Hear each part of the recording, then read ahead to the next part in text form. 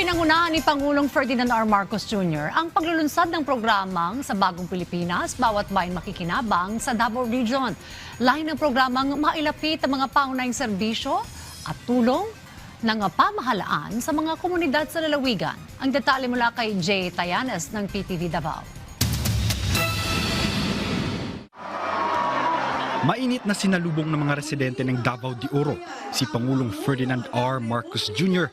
sa kanyang pagbisita sa lalawigan para sa paglulunsad ng programang Bawat Bayan Makikinabang.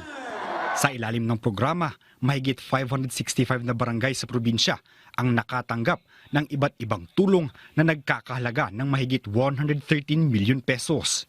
Kabilang sa mga ipinagkaloob ang tig 10 kilos na bigas, tilapia fingerlings, mga kagamitang pangsakahan at mga bangka bilang suporta sa kabuhayan ng mga benepisyaryo. Bukod dito, 2,825 presidential scholars ang tumanggap ng 20,000 pesos na educational assistance na may kabuuang halagang 56.5 milyon pesos bilang suporta sa kanilang pag-aaral.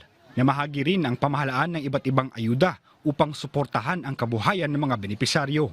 Overwhelming kasi of course it's an help po siya especially sa student daw kay siyang tabang kay especially me as a BSN dako jud siyang tuition fee right sa nursing department so kailangan jud namo og assistance from the government as well. Ibinahagi rin sa programa ang tinag 10 kilong bigas, tilapia fingerlings at ibang kagamitang pangsakahan, pati na mga bangka para sa mga mangingisda upang makatulong sa pagpapalakas ng kanilang hanap buhay at produksyon.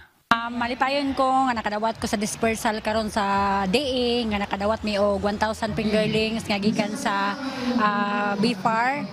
Dako kay ni tabang sa mua una-una sa panudaan sa amuang mga anak sa pag-eskwela o makabaligya pud mi sa mga silingan. Ayon sa pamahalaan, layunin ng programa na mapalawak ang suporta sa mga komunidad sa pamamagitan ng pagbibigay ng agarang tulong at pangmatagalang kabuhayan sa mga pamilyang nangangailangan. Dako kay mi pagpasalamat nga ang atong mahala Pangulo nga mibisita ko sa ato ang probinsya sa Davao de Oro. Then natagaan yun og pagtagad ang mga panginahanglan sa ato ang mga residente dire, labi na sa mga estudyante, mga scholar, nga natagaan ko sila o maayong ayuda para makalampos ko sila.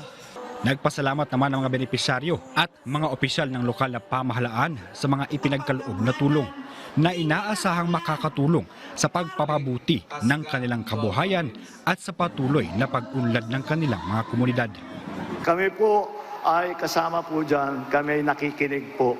Kaya kung meron kayong mga hinain, meron kayong mga inaalala, meron kayong nakitang maganda na sa palagay ninyo ay dapat gawin, sabihin niyo po kami. Sabihan ninyo ang inyong mga local official, sabihin ninyo yung mga opisyal sa mga ahensya ng gobyerno, kung national man o kung local man, at kung kaya namin gawin. Sa kabuuan, umabot na sa daang-daang barangay at libu-libong mag-aaral ang nakinabang sa inilunsad na programa ng pamahalaan sa Davao de Oro bilang bahagi ng patuloy na pagpapalawak ng suporta sa edukasyon, kabuhayan at ibang pang pangunahing serbisyo para sa mga komunidad. Jay Tayanes para sa Bayan.